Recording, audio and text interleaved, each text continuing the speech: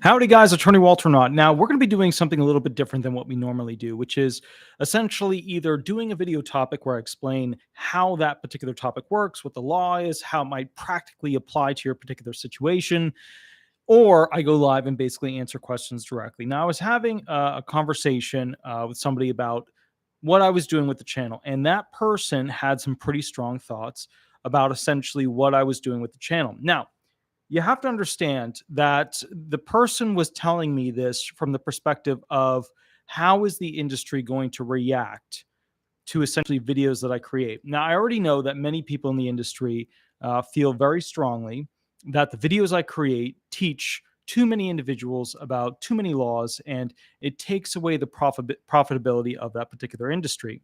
My argument is that that's not a horrible thing. It's good to continue marching forward people towards learning how disability benefits work, how retirement benefits work, the transitional stuff, all that. But here's the thing. The point he made thereafter, which I think was very important, is this. Me giving you direct answers on how this stuff works is not a great idea in the long-term sense. Hear me out on this. If people call in and I just directly give them answers to their particular problems, then they just go away. They've got the answer. Sure, they feel good. They've got their thing fixed right in the immediate moment. But I haven't taught them how to fish. I've basically given them a fish. They go fix the little problem, and maybe they could fix that thing in the future, but they're not going to be able to handle other types of problems that pop up.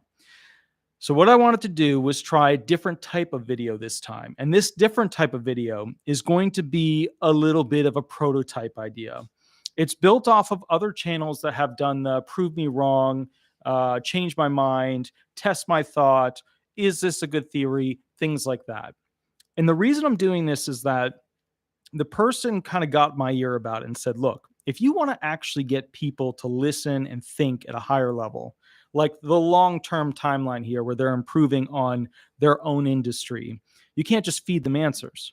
If you feed them answers, they're never going to go ahead and learn how to fight for the things that they want. So the bottom line is that I'm taking a new approach to essentially how I want to go ahead and handle this in the future. And by through this new approach, I'm just checking on their shadow. I want you guys to try this with me. It is a prototype. Don't expect this to be perfect. But I'm going to be playing the devil's advocate here. And you're going to call in, right? You're going to be brave. You're going to call in, and I'll put the phone number right here, 407-279-1754. And we are going to talk about a saucy topic, which is essentially, why haven't the retired figured out that they needed to save more in order to make it through the latter part of their years? I'm going to be playing the part of essentially, you might think of this as a government figure who's defending the government with what Social Security benefits provide for retirement. Or maybe somebody who's basically coming from a background where the retirement isn't of issue. We're going to be testing this type of video out to see how it does. So what I'm going to have you guys do is, if any of you are retired, if any of you feel that you want to defend essentially the point, the stance, that basically people who have retired should not have known ahead of time to save more money, should not have had, a better education or essentially an education on what's going to happen thereafter. That would be the option here. I'm going to play devil's advocate. I'm going to go ahead and say, well, what did you expect? You had 40 years of a work history. You should have known. Well, at what point did you think you should have learned it? And we'll go through those particular video topics and options. So I'm going to open up one more time. I mean, it could fail. Nobody could call in too, which would be terrible, but it's okay. This is a prototype. 407-279-1754. You go ahead and call that phone number, and then basically we'll go ahead and I will play the devil's advocate so that you guys can learn how to properly defend why retirement benefits should be more money. And you're going to come out with arguments, and I'm going to beat them. And then you're going to have to figure out a way around it. Now, other people are going to be talking in the chat about, okay, use this argument, do that argument, do this thing. But here's the main rule here, and this is important. The main rule here is that you have to make your argument within 2 to 3 sentences. You can't just prattle on. You can't just keep going. You have to make your argument within essentially 2 to 3 sentences. So, howdy, furry plants and coins. Howdy, howdy. Kathy Challenger. Howdy, howdy. Deb Carter. Howdy, howdy. Let's see. So, Carl Johnson. Howdy, howdy. So, guys, once again, I'm going to go ahead and open this up. If anybody wants to call in, there's 76 people. There's 82 people watching this right now. If anybody wants to call in and defend those who are retired, this is the idea that we're going to use. And if we don't want to do that, then what I'll do is I'll go ahead and start to go through the arguments that I had planned to discuss with you from this. So one more time, and then I'll go ahead and switch the video over. Go ahead and call that number and defend why you feel that the retired should have not known to save more money. Essentially, prove to me the point of why you feel the retired were not educated on the system enough, did not have a fair shot at getting enough money built up, did not have a system in place where they could earn enough. Go ahead. See, this is what I'm talking about. And my buddy was right. My buddy was completely right. I'm so used to just feeding the answers with this channel to people. Oh, we got a call. All right, here we go. Hi, this is Attorney Walter Hnot. We are live right now on YouTube. We are going to be basically talking about retired individuals. Can you give me a fake name for this video? Go ahead. Can you hear me okay?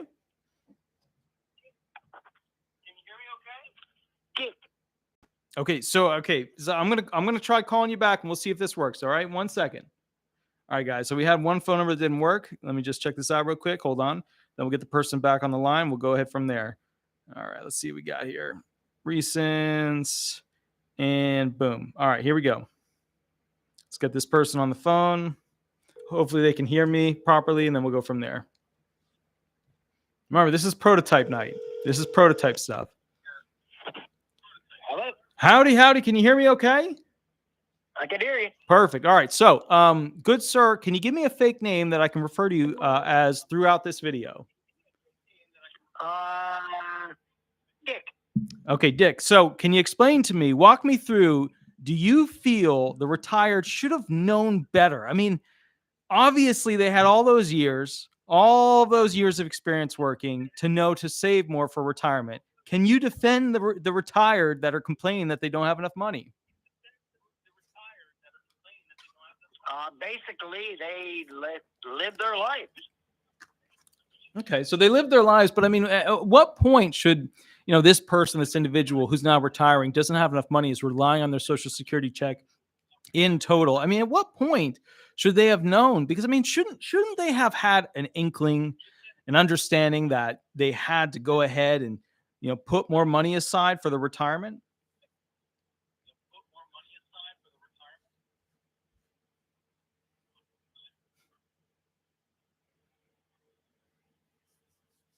Are you there? I'm here, but I'm not one of them. But you're not one of them. Okay, so who are you? Like, walk me through. How did you do it differently?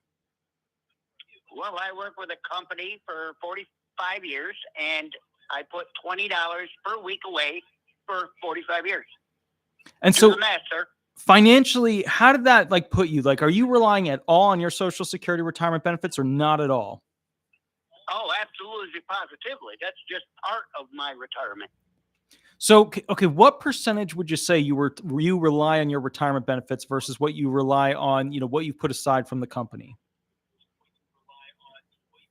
Well, I walked away with a very handsome, privately owned corporation. I worked for 45 years, 6 days a week, 6 days per week, and I also put another $20 aside from the day I started 45 years ago. Okay, all right. $20 per week. So, I mean, did that make you financially successful in your retirement? Just $20 a week was enough? Or, I mean, do you feel like you should have put away more money? Well, sir, do the math. You put away today $20 per week for 45 years, and you tell me what you come for the figure.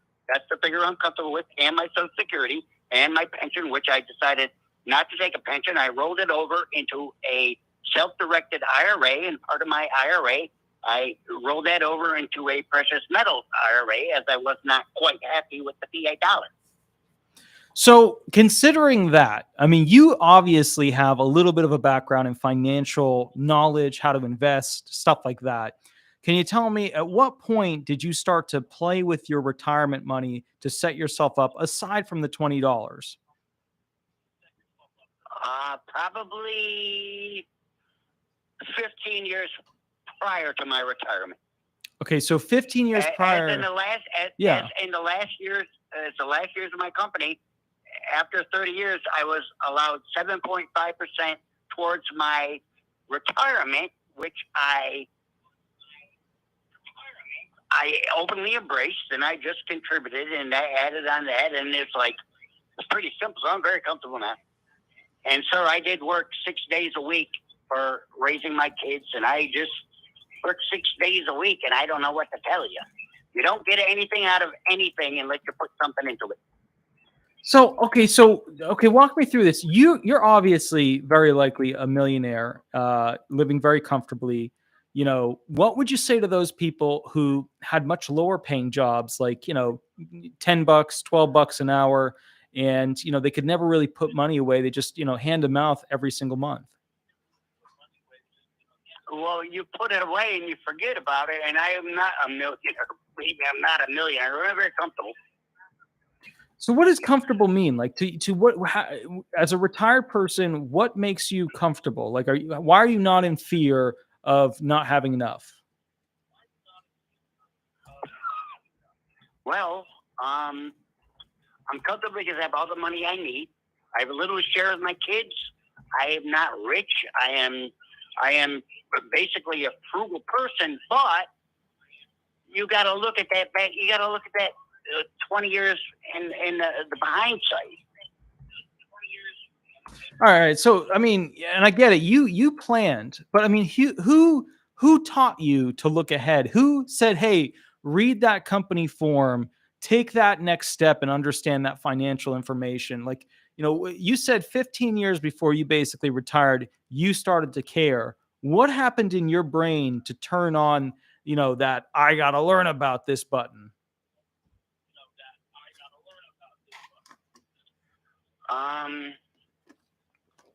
Pretty much, it's like if you have a wound, you put a Band-Aid on it. If you are challenged with things in your life, you have to fix them. And if you don't fix them, then you're going to get worse.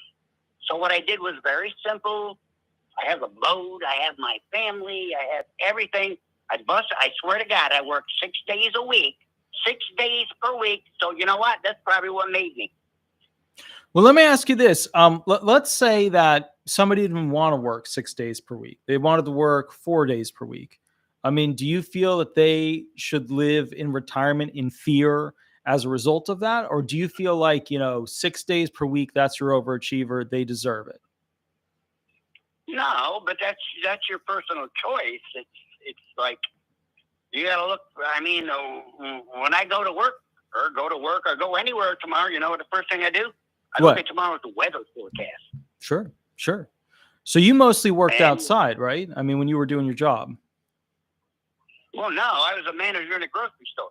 Oh, okay. Gotcha. Okay, there's not tons of money. And years ago when I was a kid, your parents would always say, you know, if you don't do this or do that, you're going to work in a grocery store. Well, guess what? You know how much money is in a grocery store? A whole lot of money. And I could have been, you know, whatever I wanted to be, but I just wanted to be a regular person. I wanted to have time with my kids, time with my family, and it worked out for me. And so, I'm not trying to put anybody who doesn't listen. I put in 6 days a week for 45 years. You don't have to do that if you don't want to do that, but don't bitch when it doesn't come back to you. So, and that's really the point of this video, the don't bitch when it doesn't come back to you idea. Like, you know, I know, like, I work every single day. I mean, look, it's Sunday night I'm working, but you know, the point is I work every single day. So, you know, and I got to be honest with you, my job, you know, for owning the most viewed and subscribed to disability law firm on YouTube in America with more 5-star reviews and whatever, I don't make a ton of money because the bottom line is I keep taking claims that don't produce a lot of money. You know, when I win them, sometimes I lose money. So I guess the point, what I would say is this, you sound like you found a job that you enjoyed and you worked it and you stayed with it. I mean, so what happened there when you were doing that, the management gig? What, did you start out as a manager and just kept working it, or did you start as like a bagger or something like that? I started as the bagger, the part-time kid, worked my way up. There's money in, and you know what? Whatever you're doing, Walter, Yeah. it's going to come back to you. It's going to come back to you in a good sense. So you have a far a more intense work ethic than I have. But so you know what? Whatever you're doing will come back to you. What would you say was the biggest thing you did to ensure? Because you said you had a boat, you had a family. Obviously expensive things. I'm almost afraid to have kids because of the cost of having kids in the modern day. Remember, like, I pay full boat. Like whenever I go ahead and have a child, it's every tax, every insurance, every little bill, I'm going to pay full boat. There are other people where everything is, comped as part of a program because they don't have the money to begin with. But what would you say was the thing that, you did to be frugal, to financially make it to this point and live comfortably as a result? Because you only need so much in your life. You don't need a whole lot. But if you want a whole lot, you can have but it will come back to you, Walter. It's going to come back to you big time. You don't even know. Yeah. You probably have. I have never seen anybody in my life. That's why I watch you. You have the most killer work ethic, and anybody who watches you would agree. You're like, you have a killer work ethic. If these people would even have half of what you have, they'd be well off. So, all right, let me ask you this, and I really appreciate it, because the work ethic is, when I was a kid, I grew up on a farm, and you either got it done or the animals died, and so you had to do it. So, and then as I progressed, I went to this Blue Blazer school, and it was very formal. You had to go to chapel, and the problem was that I was competing against a bunch of snotty little rich kids, and I mean, look, it was good and bad. Those kids, they were so bright. They were so bright. They could memorize anything they read once or twice. It was just poof, they had it. And I hated school. I love learning, but I hated school. I hated that authoritarian, like, constantly over you. You learn what we demand you learn right now, or else you're getting an F. I hated that.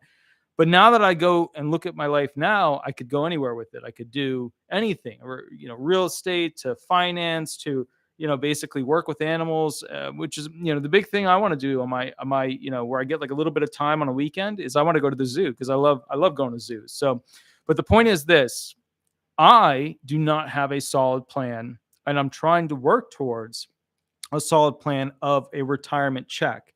And, that is not reliant on essentially, traditional retirement benefits, because I don't believe they'll be there for me. Not like they're there for you guys. I don't even believe they'll be there for you guys in the next 20 years.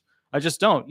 They talk about 2035, 2034, 2033. Now reports are coming out for 2032. Trust fund for retirement, which pays a chunk of portion, basically 20 to 23% of the benefits, is going to run out. So what I would ask you, and I mean, give me your experience here, give me your knowledge base here, help me understand it, because obviously I'm significantly younger. I graduated early from everything. I've owned the law firm for almost 10 years. September 27th will be 10 years of this year. If you were to go back and start planning for retirement, or start thinking about retirement, what would you have done first, and how much earlier would you have done it? I would have done exactly what you're doing at the same age you're doing it. Bro, you're kicking it, man. You really are. I mean, look at all the people that follow you. Yeah. So you have leadership qualities, and you're not getting paid the leadership whatever, but it's you're on the right track. You're setting an example. All these people that watch you, you're setting an example of your work ethic. I know you're in debt. Yeah.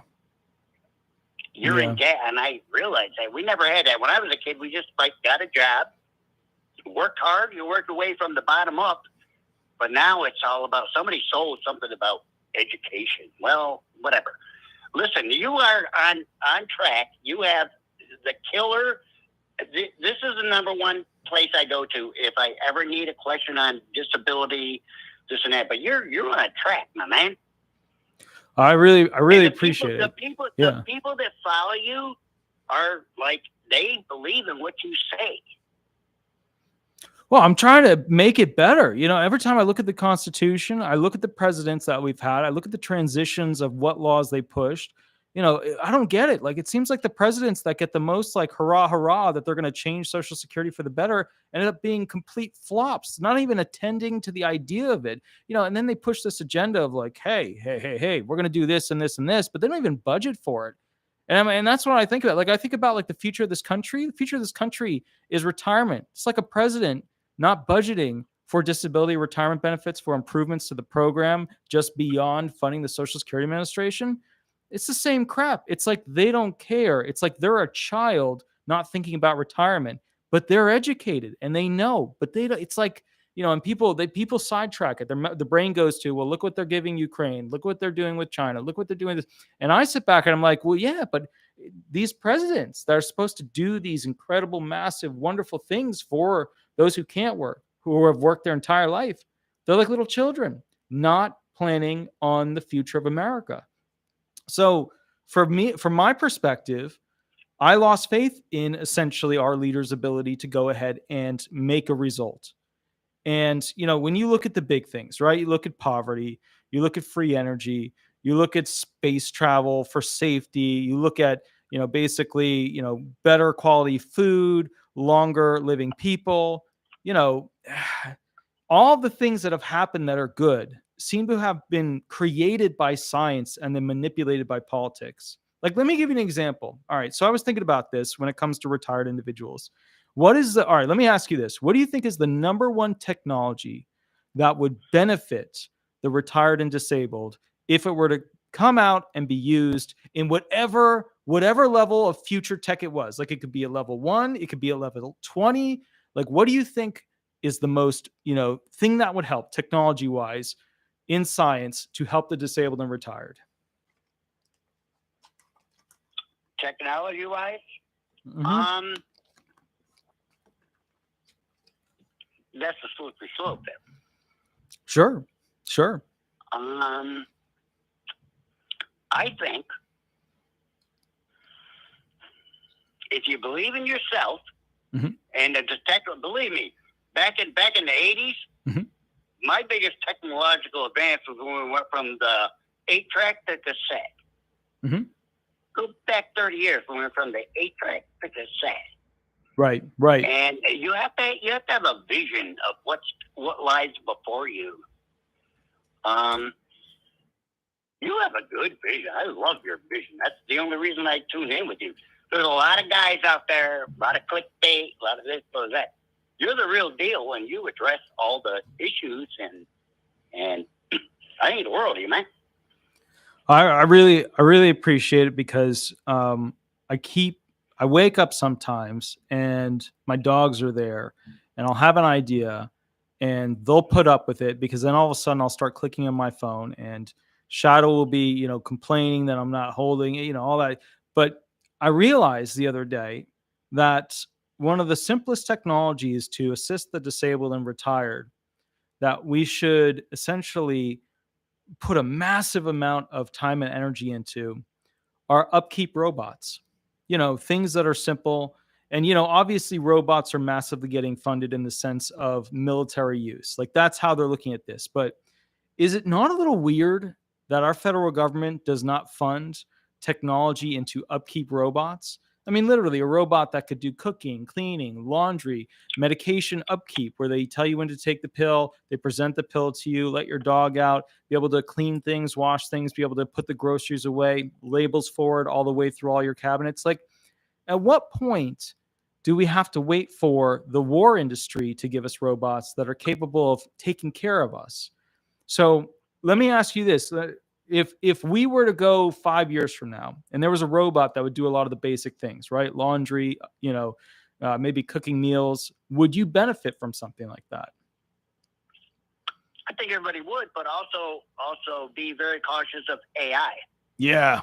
Be very, very cautious because be very cautious of CBD, central bank digital currencies. Yeah, I agree. It's like, listen, you're a wise man. You know what you're doing. You're a young man, but you're a wise man. You have leadership qualities. So, and I know as a leader, listen, you're a good leader because a good leader always asks for advice or direction. Therefore, that makes you a good leader. And I wish more people had more of that. Our world leaders had more of that. Like, you know, I'm not going to surround myself with idiots. I'm going to surround myself with people that know more than I know. Yeah.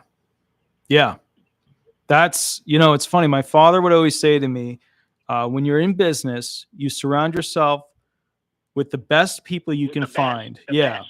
And he said the people that surround themselves with the people who can't figure out how to fix things or can't be able to achieve things, he would always say those were the people, you know, that would hire people that were not capable of doing the highest level of the job, who basically were afraid of having their job be taken over. And if you're worried about that, then you shouldn't have the job that you have. And I look back now and I think about my life, and my life has been filled with a lot of unique characters, a lot of unique individuals who have groomed me in something to go ahead. You know, I like the first time I had to, you know, I was going to have vintage trucks be used at law firm events to put them out, put advertisements on them. I was working on this military trailer to be able to transport them. And then lo and behold, somebody whose daughter needed disability benefits comes right over. He's like, I can't say it on live because, you know, it's a guy talking to a guy, but he's, you know, making fun of how I was attempting to repair it, how to weld. Turns out he had been welding his entire life, owned a big welding, actually like one of the largest welding businesses in Florida, sold it, and came over and showed me how to weld, showed me how to manipulate metal, showed me how to, you know, structure things. Another guy, you know, taught me how to do roofing. Helped me with my house, helped me go ahead and finish the roof on my house so I would not be in the house I'm in right now, but for a gentleman who basically came over, worked on the roof, had me as person number 2.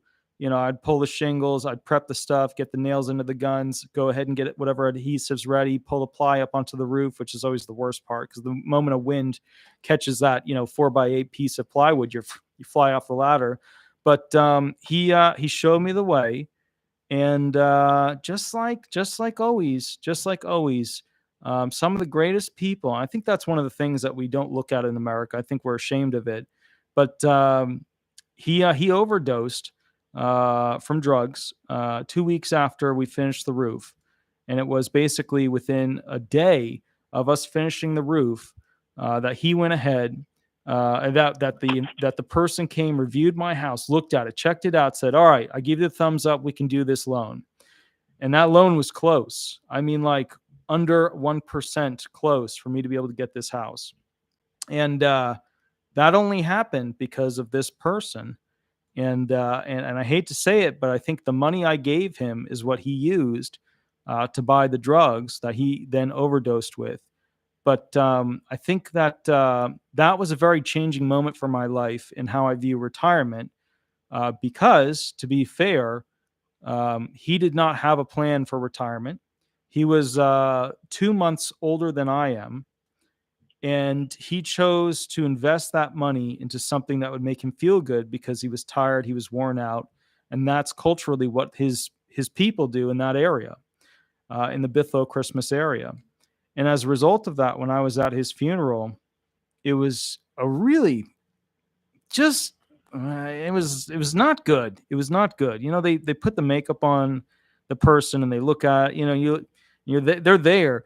But what was terrible about it was that all of this knowledge, all of this capability is lost. And then we rely on these academia institutions that charge far too much to create these programs. I mean, let's be realistic here.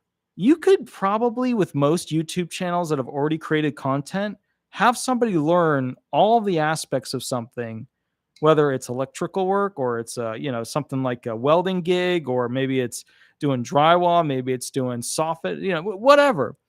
But when the information is out there and people can make videos on how to do it, we have to then question our academia system and say, okay, all right, it's plausible to teach people in a short period of time with good videos. It's plausible to make it free, right? They watch it, that person gets paid. It makes you question why we let these schools, these universities get so out of control and then not teach kids about their constitutional rights, about how retirement works, about what kind of social security benefits are available to them. It does make you wonder how it came out this way, at least for me. I mean, when you were in school, did they teach you about retirement? Did they teach you about, disability benefits? Absolutely, positively not. Yeah. Yeah. Do you? That's something you have to learn. Yeah. That's something you have to learn through life. And I believe, you got it. People teach you things and pass away, but what they taught you didn't die with them. It's still within you. The gentleman you spoke with overdose and this and that and whatever, and that's life. And I don't mean to diminish it, but it's like, but he taught you something. Yeah. Yeah. And that's in you, and you just gotta build it, cook it, and make it your own, and pass it on to others, which I believe you're doing with your podcast. I want to ask you a tough question. Last big question. It's a tough question, though. It's a very, very difficult question. The question is, where do you think America will be in 5 years? Open-ended question. Go with it where you want to. Where do you think it's going? Open-ended. I hope America finds out what true work ethics are. You know what? Yeah, I don't get this, I don't get that. But you put your head down, you go to work, you get it done, and you teach others, and that's simple. 5 years, I'm not a naysayer. Absolutely not. But in 5 years, find out what's important, what's real, and pass it on to your kids. And as a matter of fact, we're going to stop at that because you have kids. They're called DOGS. Oh, yeah. Yeah. Those are your kids. So the same as, if you don't have kids, you have dogs. My daughter's got children, two grandsons. My son doesn't have it, but he's got 2 dogs. And it's like, they're the coolest things in the world. They'll forgive you, they'll hang with you. Do you see, and I mean, when I look at relationships in the future and things like that, I see a lot more people not getting married because, let's call it like it is. You get married with disability law, SSI specifically, you get penalized in a massive, massive way. Whatever tax benefit you get is minimal, right? Yeah, living together, yeah, blah, blah, blah. But then you get the legal issue of who gets what in the relationship. If you got to split up who gets what. A lot of people from my age group, they're not getting married. They're just kind of doing the boyfriend, girlfriend, this is my partner, yada, yada, yada thing. Do you feel that retirement benefits, Social Security benefits will change as a result of more people not getting married? Well, it depends who you vote for. Yeah. You know what? If you want things to change, go for a progressive old dude from Vermont. Can you imagine an old dude from Vermont is progressive? Can you imagine, my Lord? Can you imagine? That man is progressive. That's what you have to be, progressive. It's interesting. I was talking to a vegan basically about, the future of meat. And, I'm a space person. Look, you take me out of disability law, my brain's always going to be in disability law, and it's always going to be on space. But the reality is, in the future, they're going to have machines that can print food just out of what's in the air, what's available. They can take molecules, realign them, and create food. So this idea of having to, kill a cow, or if you're over in, China or whatever, to have, dogs be eaten and things like that, where it's acceptable because of the moral standards or whatever. The point is, like, those days are numbered because we're just at some point going to have machines available to us to, create this food. So I guess what I'm looking at is that, and this is an interesting thing too, the future for disabled and retired gets a lot better because of robots, because of the cheapening of the cost of producing things. Like, having to raise a cow all those years and then take it to a slaughterhouse. It takes a lot of money to do that. Yeah, you leave it in a field and you come back once in a while, you medically treat it, yada, yada, but it's still costly. Do you feel in your lifetime going to be a point where you see people being able to retire, and the program basically allowing for retirement even earlier? Or do you see retirement just keeping and going to be an older age until we hit 80 years old as early retirement? No, what I see is what you get out of the system is what you put into it. That's cut and dry. That's basically simple. What you put in to the system, or what you put into anything you do, is the fruits of your labor, or the bearer of fruit is what you get in return. If you work like you do, if you work your ass off like you do, and you don't see it now, but it will come back to you. Yeah. Yeah. That's the same way I view learning things. I don't even call it traditional education anymore. I mean, I've learned more from doing hard blue collar labor than I did in my academia institutions, because, the bottom line is every time I've learned, weed whacking, using a tractor, using a front loader, putting things, half off center to go ahead and build something. It's something that I could actually physically use. What's weird is that we don't teach kids how to make anything that is useful in a blue collar get her done sense. And it's almost like America became ashamed of its baseline workers. And then there was just this separation. You either went to high school and went to college and that was the right path, or you went to high school, maybe dropped out, did a vocational kind of education path. And we looked down on those things. And I gotta wonder, what was it? Was it that we just wanted to be like the rich people in the Hollywood movies that had the fancy phones and the limos? Or was it that we all just felt insecure about not being able to provide to ourselves or someone else that higher standard of living? Oh, okay. Final question. I'm sorry I've been asking you so many questions. When you were growing up, did you feel pressured to buy into things to make either yourself happy or other people happy in your life? Well, no, I try to stick with the basics. Always stick with the basics, because the basics, everything in life always come back to the basics. You could do this, you could do that, and you can go here and you go there, but it will come straight down to the skinny, to the real deal. It's simple. It's simple human interaction. It's just simple. It's so simple. Everybody makes it so goddamn complex, but it's not. It's simple. Go to work, get up, go to work, love your family, take care of family. You don't have to be religious, you don't have to be anything. Love your family, take care of them, raise them, teach them in the right direction, and everything will, I don't want to say everything will come into play, but everything will be what it's supposed to be. That's all you got to do, is just follow the simple plan in life. Excellent. You have children, you have dogs, love them, teach them, and it will come back to you. That's excellent. Pretty simple. I agree. I agree 100%. Good sir. Thank you so much for coming on the show tonight.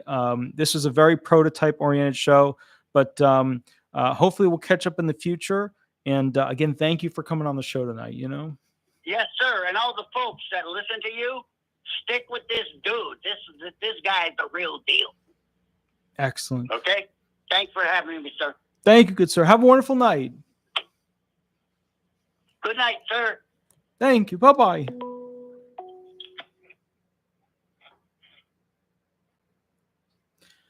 Hi, this is Attorney Walter Hnot. We are live right now. Remember to use a fake name throughout this. We're doing a prototype thing tonight. Can you tell me, do you feel that the retired... Shirley Benoit, thank you for the donation. Can you tell me why, basically, the retired should have known to save more, but are now in a tricky predicament. Do you defend the retired, or do you feel that the retired essentially should have, basically worked harder to have more? Oh, can you hear me? Oh, hold on. Wait. There we go. Okay, now I can hear you. Go ahead. I feel one of the worst mistakes we could have made was trusting our government.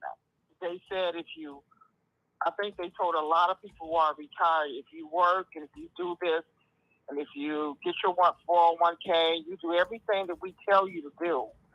And if you trust us, then everything will work out good for you, okay for you. But then they turned around and they're flipping everything around, especially the younger people nowadays.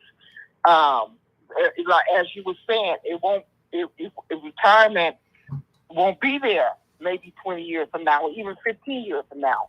So I think one of the worst mistakes I think people made was their government. And even when you did save money with inflation and everything the way it is, you know what I mean? Years ago, you could, many years going back, say about 35, 40 years ago, 30 years ago, maybe even up to 25, used to have they used to have big retirement parties because you was able to live off of your income years ago. Yeah. But because of inflation and because of all the things that have happened, people can't live off their retirement. It used to be 25, 35 years ago. Oh, if you worked and you did everything they said and you retired, you did well. You were able to take cruises. You were able to do different things. But because the government, whoever, have messed things up so much, you're not able to following the golden rule really doesn't work anymore. I think that had I known things a little bit differently, I think I would have maybe worked a little bit longer, tried to work it out a little bit longer. I would have gotten my own business, because I think having your own business, I really believe, is the key to independence. So I would tell younger people to have their own business. Now, when it comes to you, you're a really rare individual, because you're more so, even though you're trying to make money and stuff to get ahead, you're more so people driven. And because you got a good heart and you care about people, and you're not like some attorneys out there that's strictly about the money, can care less about people, unfortunately, you're not going to make that much. Right. Doing what you're doing. Now, I would, if I was you, I would say, okay, keep doing something and doing what you enjoy, what is emotionally feeling for you, but yet it's not paying the bills. So I would say, do what you're doing, but then find something else to do that's strictly, and I hate to put it this way, profit driven. You have right. to do it to survive, because having a bleeding heart is not going to put money in your pocket. I'm just telling you right now, right. You just end up poor. Keep doing what you're doing. I see you working down at the clinic, stuff like that. Keep doing that, because you're helping other people, and I believe that God's going to bless you richly for it. But you're going to have to do something else. You're going to have to do something else. I don't know if you're going to have to, like some people on the YouTube, but you have a different type of channel. But some people sell things on Amazon, and they do this or that. You're going to have to do something that is strictly profit driven to put some money in your pocket, but keep doing, what you're doing on the side. But that's the only way you're going to survive. That's I think you hit it right on the head, because I looked at my life, because I'm coming up to the 10-year reunion of the law firm being started. And when I first started this law firm, I didn't have enough money to basically get a law office. And it developed and changed and became this amazing thing. And it was basically a law firm of the community. The community put me in different places and then had me work, and they kept feeding me clients to go ahead and win their benefits. And that's what we did, And so as a result of that, it grew and it grew and it grew and it grew. But I'll tell you, it was never a big financial success, because we did not do what all the other law firms were doing, which, and I mean, Exactly. but see, that's the thing is, when I was trained to do this stuff, I saw 2 other firms and how they were doing it.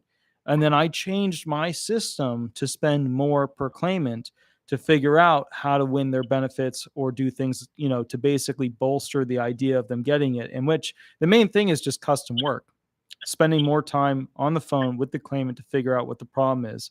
And the other thing too is that these claims, God, they are moving targets. You'll start out, everything's cool, then everything will blow up, and then everything will get okay again, and then everything will blow up. Like some doctor will come back and say they're totally fine, and then another doctor will say they're dying. It's like you have these ups and downs with these claims. You read through them, you read the updates, and you're like, how did we get to this point?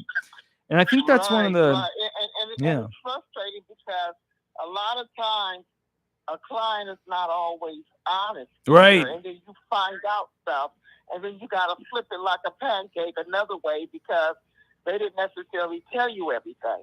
Yeah. And so you have to work with another. And this is why some attorneys, now you're an attorney of integrity.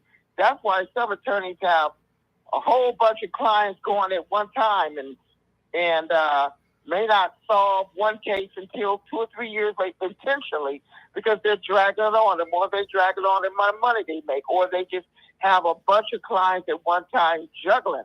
Right. And what you're trying to do is be an attorney of integrity. But see, that's kind of hard, and I got it. I'm not telling you not to be. I'm not telling you not to spend time with your clients the way you do. I mean, you are a rarity. But you're going to have to do some type of business, something else. Keep doing what you enjoy, but something else that's profit-driven. Because if not, you're going to end up in the poorhouse. And that's what happened. I was looking at it 10 years later. How am I doing? And I realized that a lot of my other buddies who went with, personal injury, they're multimillionaires. Right. Real estate, they're multimillionaires. And I'm not that. And I still have all, I'm at $300,000 in student loans left. And so I was looking at it, I was just like, buddy, there's got to be a course correction here because, we're paddling some water and, I can paddle because I'm still young, but, it's not going to be so easy 10 years from now. And, so on and so forth. You're going to have to do what you're doing, but you're going to have to pray in that God, but you're going to have to switch course in something else. I'm telling you that right now. And you're going to have to do something to make some money real quick. I mean, because the way, I'm not trying to get you worried, but the way the economy and everything is going, you're going to have to find something that is profit-driven, something like that. Even though you care about people, keep caring, but, you can't completely just go down with the ship. You're going to have to do something that helps you. Now, as far as AI is concerned, my concern about it all is human interaction. Sure. Because, they got a robot that'll do everything for you. But what happens when you have, even sleep with you? I'm serious. Yeah. But what do you do? What about human interaction? And I believe we're becoming antisocial society as it is. With the internet, YouTube, and I'm not YouTube, but Facebook and everything, people talk at each other, but they're not really talking like your channel is more one-on-one. But we're not really talking to each other. And I believe we're becoming an antisocial society because of YouTube. People go out to dinner. What? A lot of the kids on their cell phones. It wasn't like that. Family used to sit down at the table together and eat dinner. Everybody's on the go. Everything is internet. And so we're becoming an anti-social society, and we're losing sense of family. So, and I believe with AI and stuff is good, but we're losing human creativity too. Even when it comes to writing, when it comes to everything, because the computer does everything for you. So in a way, it's good. The new technology is good. It corrects your words and do all that. That's great, especially if you have a disability. but at the same token, it's taken away. People 30 years ago were smarter than what the young kids are today. Yeah. Because they had to think. And that's the problem I have with AI, or even with computers and stuff, or being on social media like Facebook and all this stuff, because it's people really doesn't talk anymore. They talk at each other, but they really don't talk anymore like they used to. And it's all about, on Facebook or whatever, it's all about winning, having a certain image, having one up on the other. And that's the problem that I have with AI, and that's the problem that I have with society. You know what I mean? So I guess, and the a way lot of guys are like, yes, a lot of guys like that. Why get married? I got a robot that'll cook for me, do this and that. I mean, you know what I mean? Right. But it's about the human interaction is what I feel is so dangerous. And here's the problem about AI. Okay, see, they take everything and they, all the different knowledge and like CP, what do you call it? What do you call that? No, Chat GPT or whatever it is. Yeah. Yeah. Okay, what they do is they take all this is where it comes dangerous at. They take all the information around this different knowledge on everything, and they put it all into this chat thing, okay? But what we don't realize is once we put the information in there, it's able to go beyond that and keep thinking. Sure. You got it? And that's where it comes dangerous at, because it's able to even, they got it, and people don't believe it's true, but it is. They got it able where it can even communicate, you know, at a faster speed, even with other computers. Right. So I know this sounds like some science fiction movie, but it's true. What happens when, okay, it has all this information, but then it's able to think way beyond that and faster than what we ever could? You know, I think the problem. I think something that people are not talking about that I wanted to do a video on, but I think this is a good time to talk about, is that if you look at the structure of the human race throughout, you know, the very beginning to the current day, what you realize is that there's these pockets of people in different areas. And then once a government is formed and these groups have to come together into one location, it usually destroys the original culture that those people had to make a more singular, you know, government allowed culture.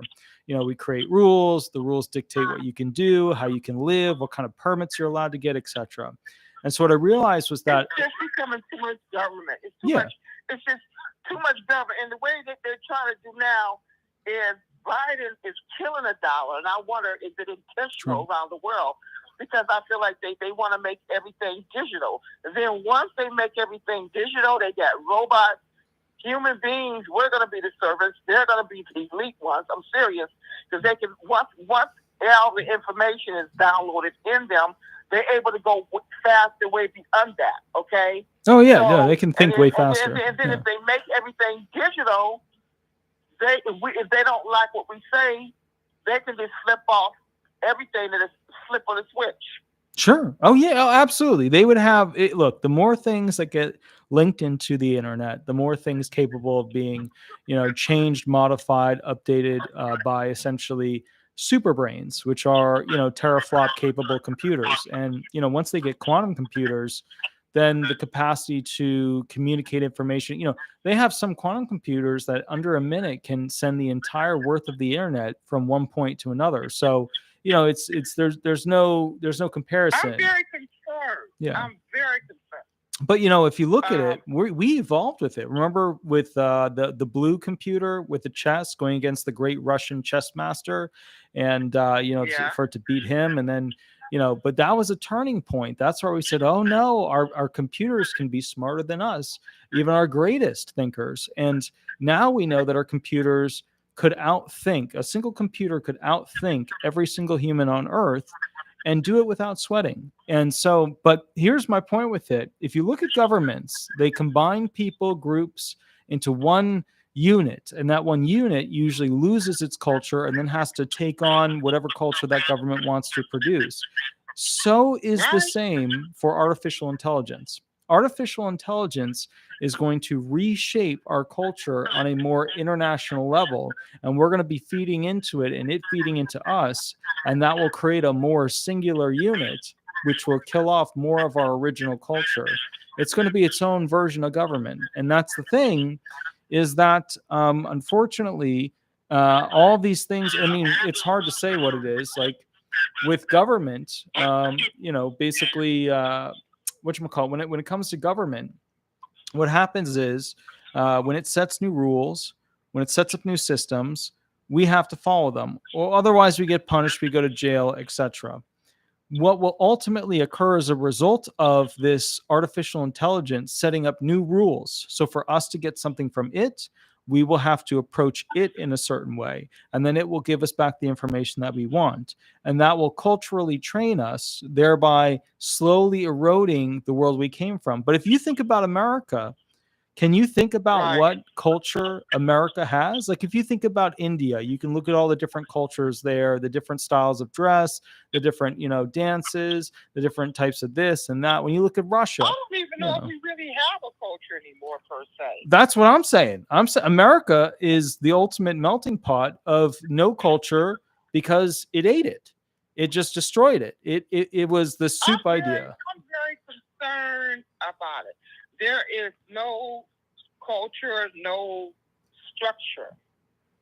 And Yeah, where you don't have structure, you have no chaos. If you doesn't have any structure, then ultimately the society breaks down.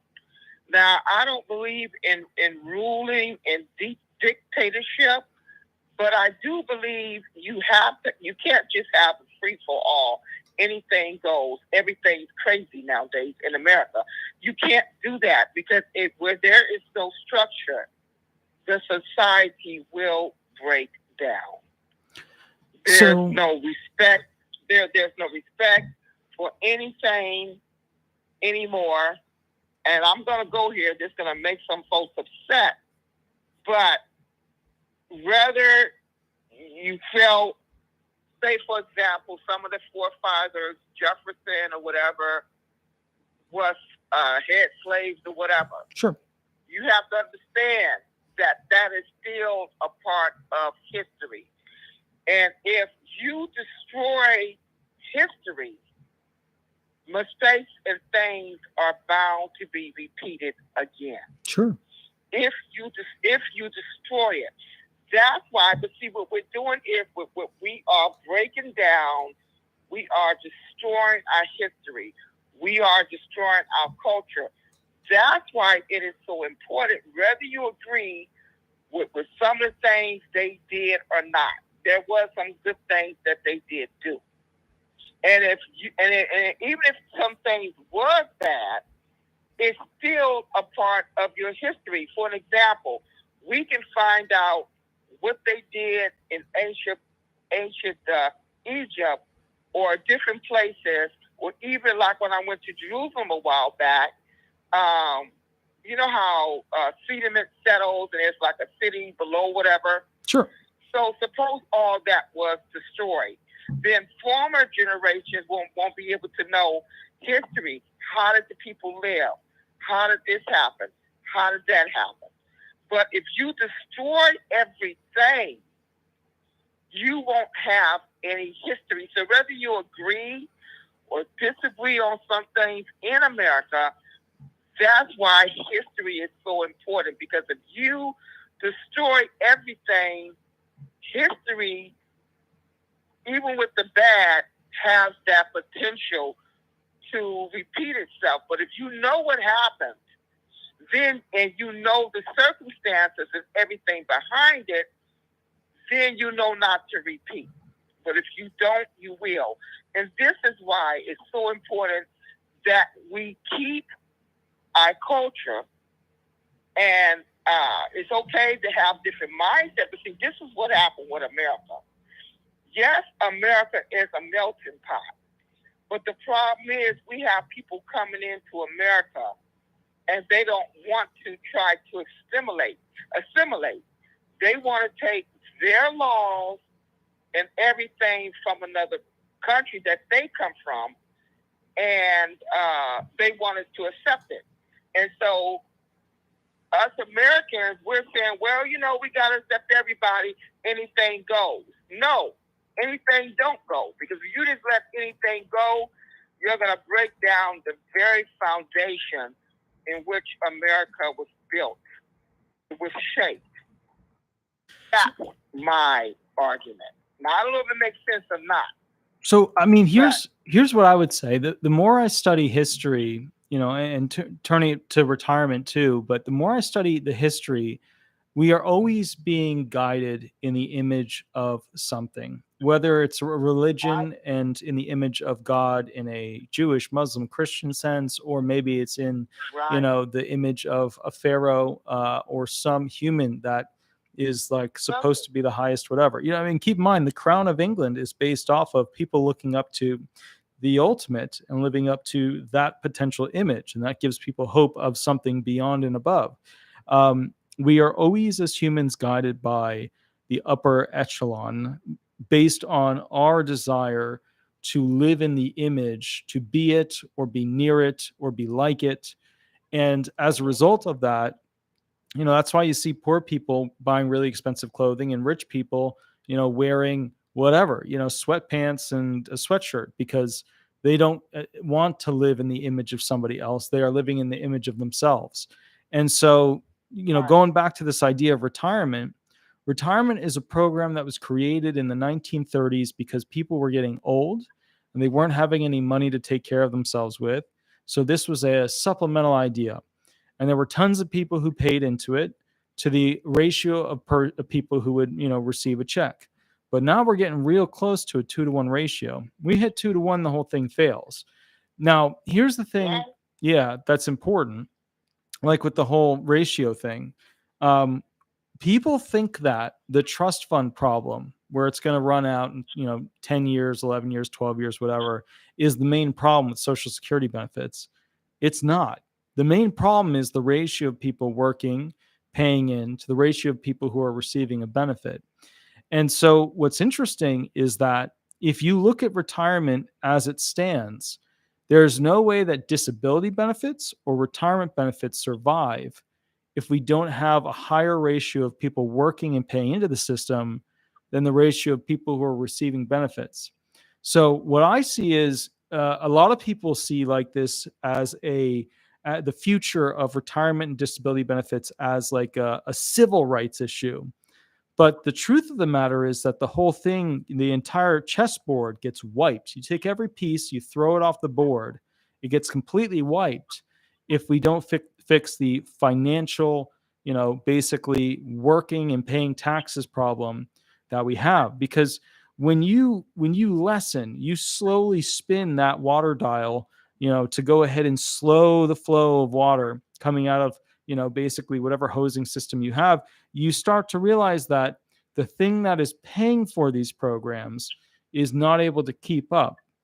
And so the problem that I think is something the government never talks about is that if we don't get more people working and paying into, the system via their FICA taxes, or start having, wealthier people pay even more and more and more and more, then what we're going to end up with is a complete failed system. Because how do you choose with retirement? How do you choose which people should receive their full benefits and which people should receive reduced or no benefits? Do we do that?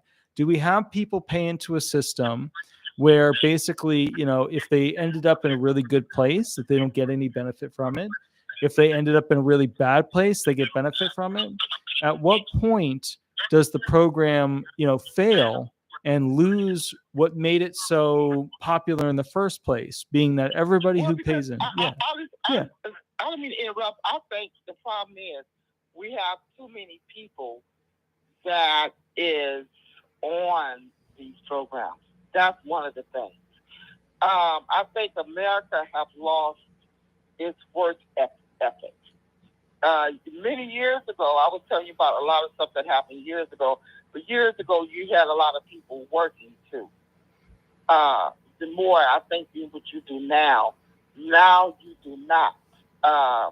there was some government programs that helped people a little bit, but not like we do today. And I think some of the government programs, we need more people working. And I think that's the problem. But the way a lot of government programs is set up the wrong way. Case in point, I am all for SNAP. I am all for the different programs because people need it, especially nowadays. But the way it's set up, if you're working, and say you're on SNAP and you try and get a job and you're trying to work and make your life better, if you make a tad, and if there are things they take into consideration, of course, but if an individual make a tad too much, they want to pull the rug up from under them. That's the problem.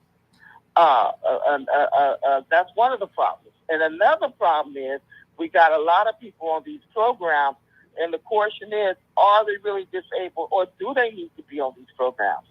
So unlike years before where they had different jobs, then too, a lot of the jobs were taken out of America, the factory jobs.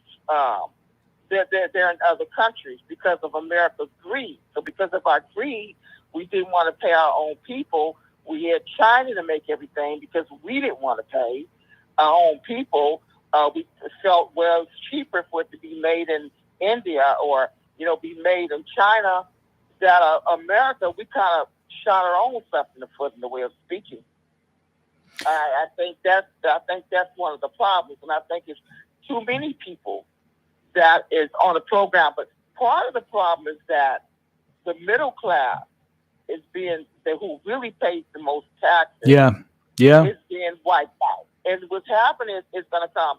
What do you call it? Oligarch society, where it's going to end up being just the rich and just the poor. The middle class is being wiped out. A lot of the mom and pop businesses, Walmart came in and knocked a lot of the mom and pop businesses out. And so America, we kind of did our own stuff in when we shut down a lot of things. And like China makes, I think, 95% of our medications, and we're at odds with them. I would be kind of leery of someone that we kind of have a tip with making all my medications. You know what I'm saying? So I think America kind of shot her own stuff in the foot.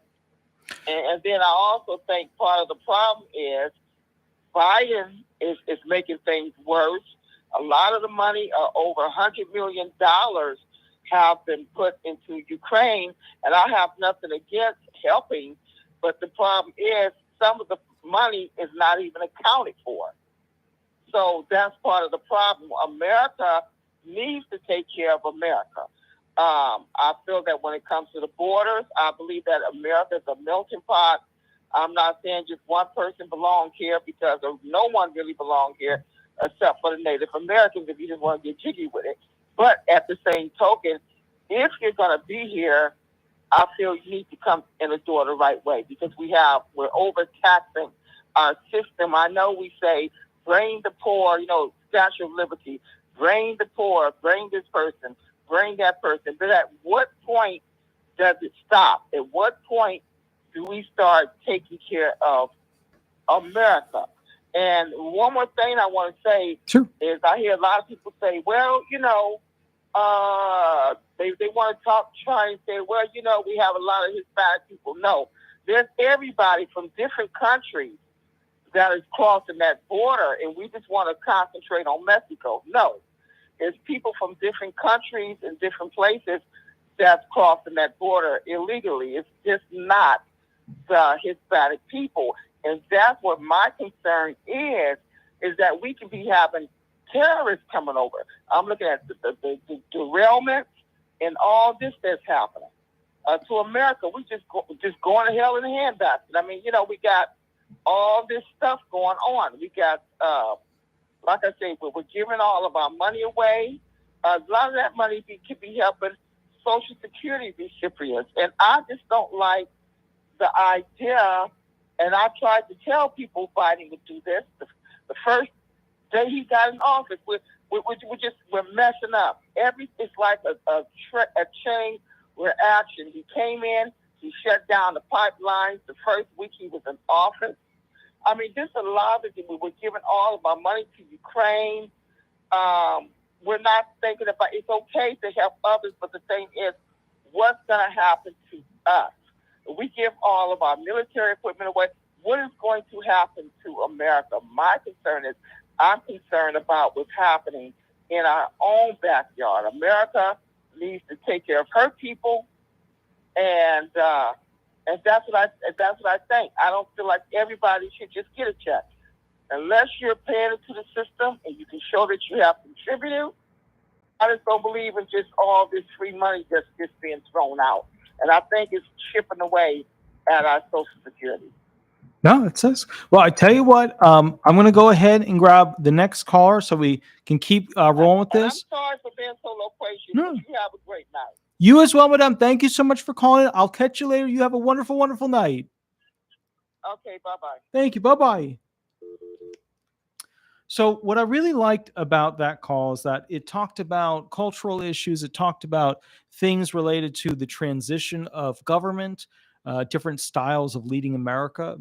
I think one of the big things for retirement that came up in my head. Well, actually, let's take this next call real quick. Hold on.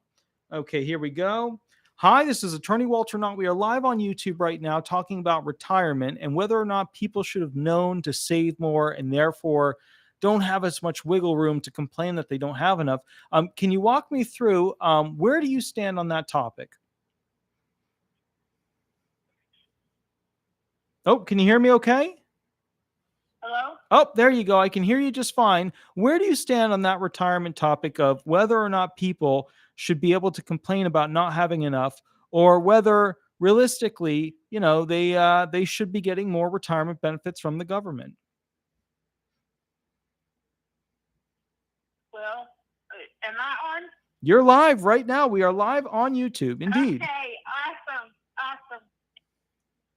I wanted to hit on some points that the first caller made, Sure. and then some on what the lady that you just talked to said, because I agree with her, and I think that we're all from the same generation. Mm-hmm. Sure. I was raised by my grandparents, and so I have the older generation mentality that, like the man that you were talking to, Dick, I think he said, what's his like name? But he got up and went to work every day for 45 years, and he put $20 a week away and forgot about it.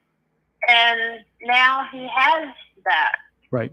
And my grandpa did the same thing in a oil and gas refinery. He was a mechanic there, and he worked for many, many years there. Retired from there. Social Security was like the big thing, and I was just young. I was adopted to them, and I was young, and so I got like a dependent check, and he was like, "You got to put that away so you don't go to college on that, or you'll buy your first car with that, or whatever." Sure. And that was true. And my dad worked one job, which today people, I mean, they've gone through 20 jobs before they're 30. Yeah. You know? Yeah. And my dad had one job. He worked at that same gas plant in his high school years in the summer, and then on weekends, and then he went to college and he got drafted, so he had to go into the service in the Army. But then when he came back, he went back to that gas plant and he worked for another 40 some odd years and retired.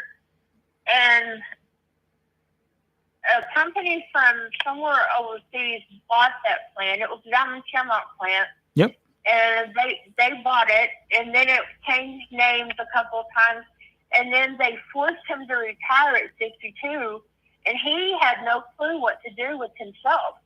He sat around, he was up at 5 o'clock every morning, drank some coffee, and he would go to Walmart and push his basket around just to get his exercise. And, I mean, if you told a high school kid today you're going to have one job for the next 50 years, they would laugh you under the table. Right. It wouldn't make sense. Yeah. No. And it's like, you tell them, I mean, I have 3 grown kids and I have 2 grandkids. And so I was a single parent. That was another thing. Back when my grandparents were raising me, it was my grandpa worked, my grandma worked the nursery at Sunday school on Sundays. But other than that, she had polio when she was 6 months old. So she was truly handicapped, but you would have never known it. Because, I mean, she walked with the limp, she had to have both hips replaced and all this, but she did laundry every day. We hung it out on the clothesline to dry, and then we went out and got it down. When it was dry, we brought it in, we folded it. I mean, and people today, if the dryer don't work, they're just like, oh my God, what am I going to do? They have no thought process on how to fix anything if it's not automated. Like washing machines. They don't know how to wash clothes in a sink. Well, I mean, washes down. You look at these companies now, pensions are gone. I will probably never work at a job that provides me a pension.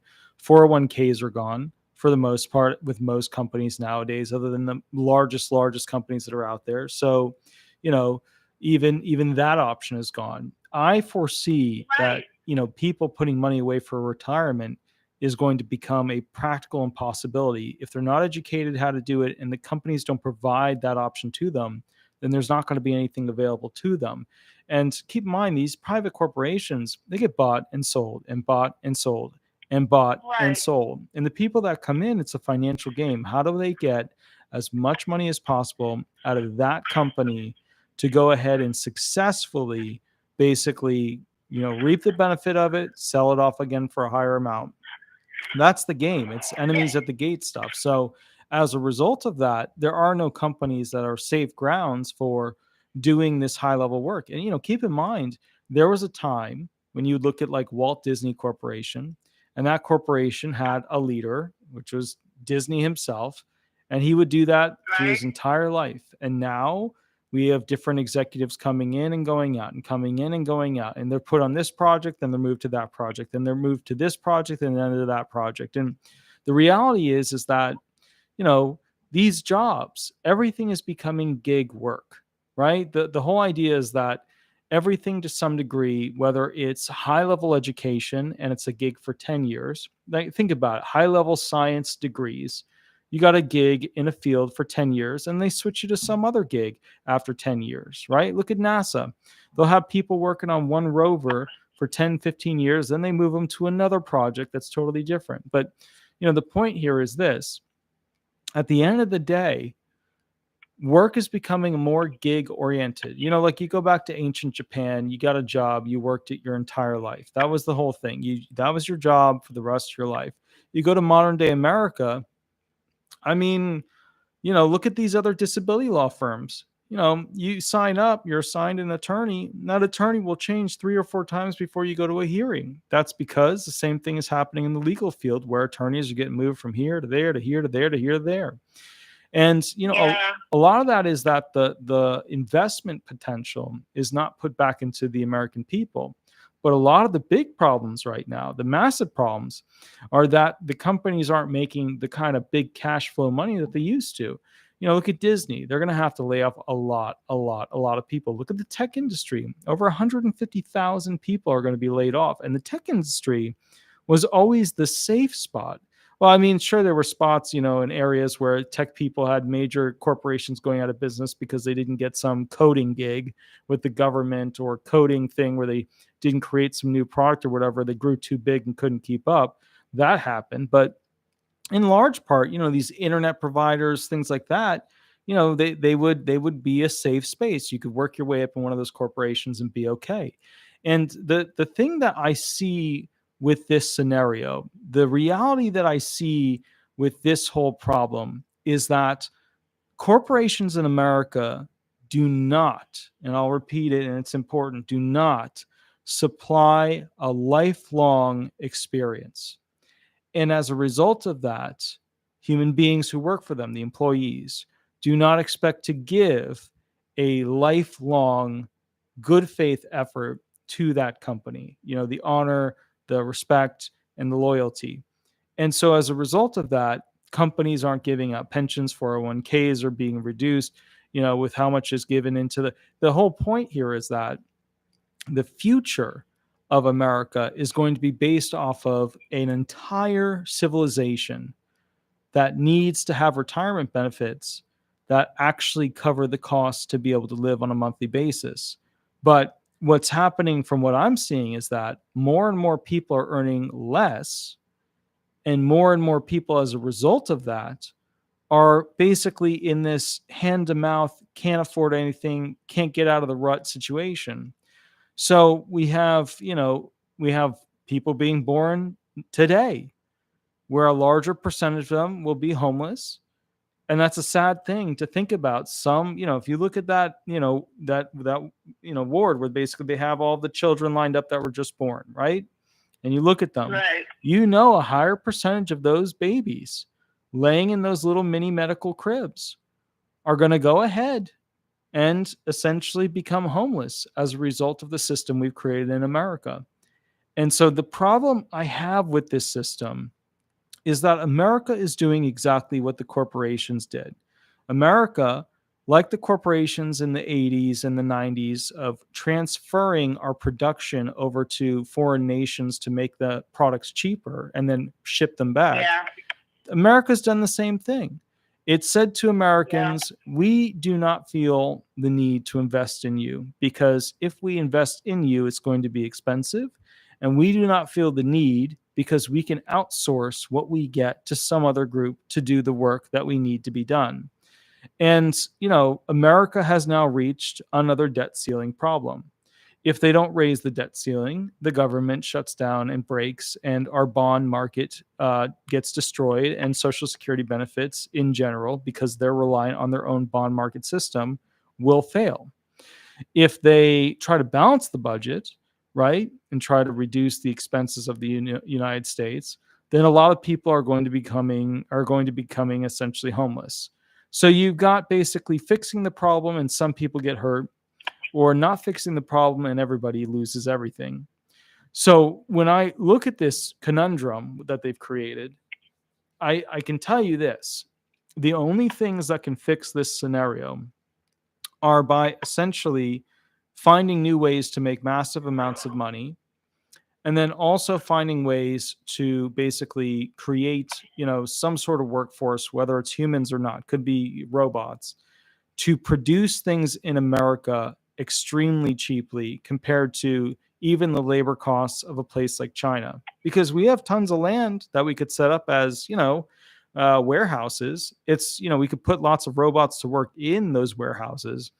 But the problem is, at the end of the day, we did not put enough money into the infrastructure of robots, which would fix a lot of our problems and create a whole new massive ocean's worth of issues with them. But let me ask you this. Do you feel that, and are you currently retired or not? Well, actually, I've been a nurse since 1996. Mm-hmm. I left an abusive marriage with 3 small kids, all under the age of 5. Mm-hmm. And I moved to the next big city that has nursing school. Mm-hmm. And I put myself through nursing school. Mom and Dad helped a little. My grandma helped a lot for me to get to my clinical part. Mm-hmm. But then I had a lot of pride, that I, as a single mother of 3 small kids and 2 ex-husbands that didn't want to pay child support, didn't want to be involved in raising the kids because that took away from their time. So it was all on me. Right. I was all they had. And my mom and dad said, when you move out of here and you have children, we're not your babysitters, so don't come knocking on our door. So I knew that I didn't have them to rely on it as far as that. So I had to pay daycare, and which was expensive. It makes it tough on single parents. Back when my grandparents were raising me, my grandpa worked, my grandma didn't, but it was still a two-income type of a family, Mhm. you know, because my grandma did all the work at home. My grandpa made the money, and then my mom and dad they both had to work, and that was in the 70s when mom and dad got married. Well, he was my stepdad, but he adopted me, so he's my dad. Mhm. And it took both incomes to raise three kids that they had, me and my sister and brother, and I didn't ever know how they did it. And then when I got out and I got married and I had kids, and it was like, you know, I didn't go to college. I should have. My Mhm. sister and brother did, but they're both like lost. Mhm. Like my brother's 43 or 4 now, I guess. Right. My sister is 46. I'm 58, and I've been a nurse since '96, and I worked until 2014, and I had lupus. So I got diagnosed with that in '01, and I worked up until 2014, and I had to go on disability because my back and my Mhm. legs, and I'm still on disability, and I've even tried to go back to work because I don't know how to deal with stress at home by myself. Right. And I've had to raise 3 grandkids too. So I just gave custody of them back to their mom. She's an addict, my daughter. Her and my youngest that was their thing to do, was do the drug scene. And I had bitched and complained and said, no, you don't do this. But they did, and they are paying for it now, but I had to raise my little one's 3 kids for 7 years with me having disability. And disability puts brackets around you in a certain way that, you know, you can't become gainfully employed and make over a certain amount of money. You can't do this, you can't do that. And I don't like those parameters that they put around it, but then I do understand that, well, if you can make that money, then why are you on disability, you know? But because of back surgeries and the lupus that comes in and out of my life, you know, it's kind of like a bad dream. It pops up and then it goes back, and so it makes it real hard to hold down a full-time job. But thankfully, my kids are all grown, and they have kids, and now I'm here by myself all day, and I don't know what to do with my time. Well, I mean, does that make sense? I think you pointed out out a lot. Yeah, I think you pointed out a lot of really interesting things of what is retirement to you, how do kids play a role in creating the dilemma of what do I do next with my life? Do disability benefits, you know, properly handle the issue of people becoming unable to work full time, but still capable of working part time? I guess what I would say is this: you know, I look at different options for retirement.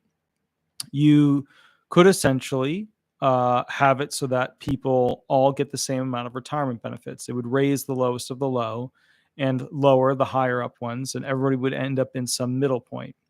You could do that. Right. But then people who are paying significantly more funds into retirement would have to become more okay with a socialist oriented program, you know, because the more you give them less, the more, you know, retirement becomes essentially a socialism based program. Whereas the current system we have kind of quasi is a merit based one. The more you add value to society, the more society gives you money as a result of that, the more at the end of the day you end up getting out of that program. But you know, the reality of this is that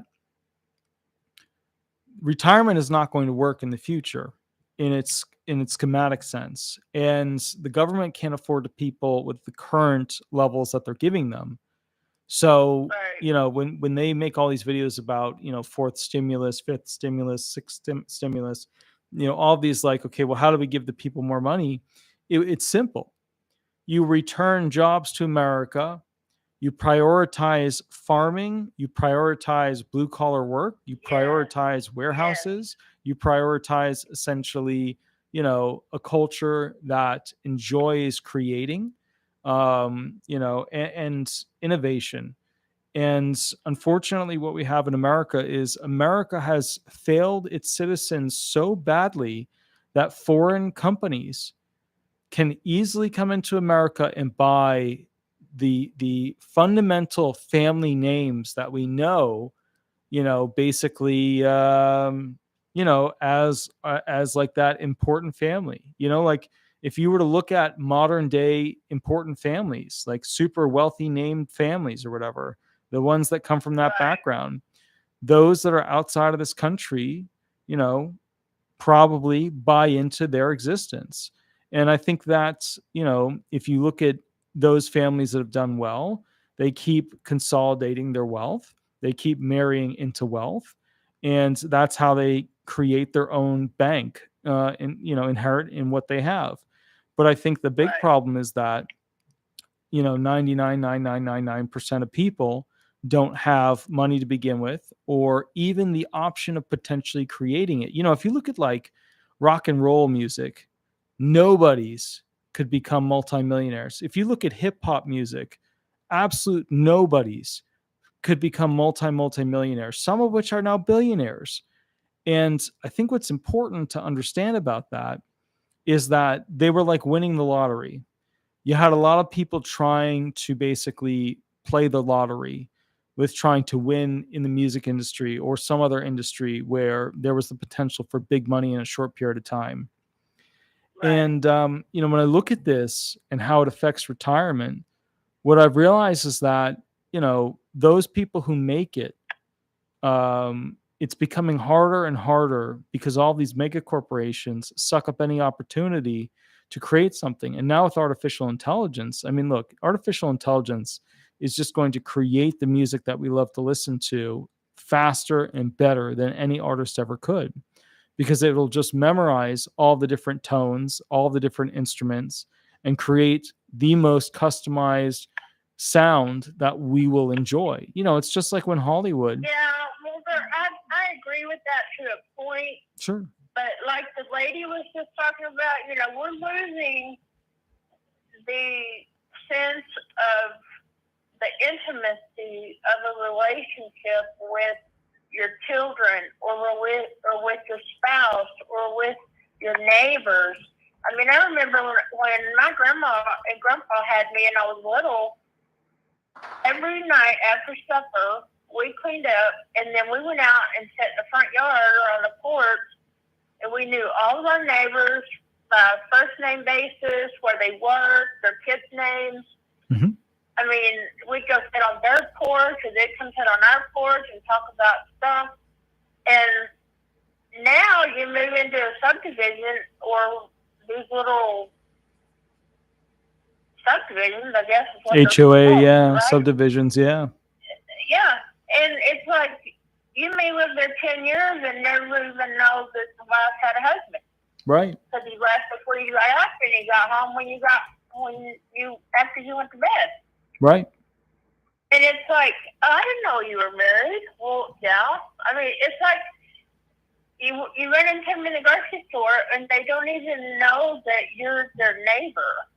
Right. I mean, that is just wild to me, that we have lost the intimacy of, like that lady was saying, of just, I don't know, human interaction.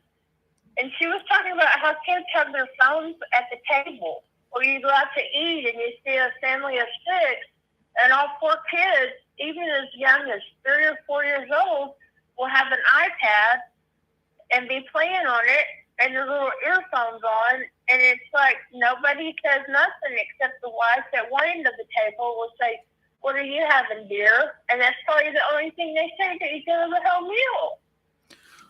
Well, Back when I was little, from where I came from and how I was raised, and I was raised in small town America in Texas, and we sat down and we talked about what we did at school today. I was in sports and it's like hell's practice, and I was telling my mom, oh my God, so and so got in trouble in the class today, and it was just chatter. All of us were chatter, and even when my grandkids when they lived here, and I'll say there's no phones at the table. But Nanny, how are we not going to know what so-and-so did? Well, why do you care? It's 7 o'clock at night. Why do you care what they're doing? You'll know tomorrow at school. Oh, no. Oh, my God, that's too late. And, something else I wanted to touch on, too, because I was making notes when that lady was talking. And you were talking about back when you were from your academia years, what you learned there versus what you learned, like, on-the-job training, basically. Someone standing there telling you how to roof or how to do a front loader or how to, right, raise your animals or whatever. When I was in school, we had vocational classes where you could go and you could learn carpentry skills, you could learn welding, you could learn auto shop, you could learn, so that when kids, if they didn't have the money to go to college or the desire or even the GPA to get in, they could go get a job the day after they graduated. Sure. A decent job. One that would be proud to go home and know that you've made an honest day's work.